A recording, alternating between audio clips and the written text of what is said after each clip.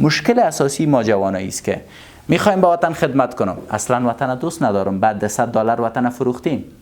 میخوایم وظیفه پیدا کنم، بعد اصلا در کسی وظیفه نیستم، زده رایستم پبجی. ما نمیفهمیم چیزایی را که میگیم میخوایم بریزو ارزش نمیتیم، چیزایی را که میگیم نمیخوایم بریزو ارزش داده رایستیم. میخوایم وظیفه پیدا کنم 3 ساعتم در فیسبوک تیر میشه.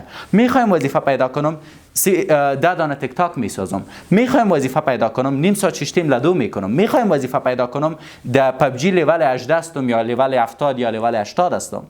چطور تو وظیفه میخوایی در حالی که در پبجی لیول 80 رسیدی؟ من در زندگیم 1 ساعت پبجی زدیم اولین باره که برآمد، چون مسئولیت هایم بیشتر است، ارزش های دیگه این برام مهم است. میخوایم والای دختر اعلا کنم.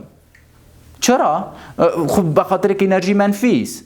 میخوای بجایش چی کنی؟ خب میخوایم بجایش تجارت کنم. پس چرا دختر اعلا کده نمیتونی؟ چرا روی تجارت فکر کده نمیتونی؟ والا نمیفهم که چیزی که باشم ساعتم تیر میشه. خب به خاطر که برای تو تجارتت مهم نیست، اولویت‌هایت معلوم نیست. بنابراین تنها به این نیست که تو بگویی که من انرژی مثبت دارم، محیط پر از انرژی مثبت دارم، به شرطی که تو ارزش نتی به کارایت.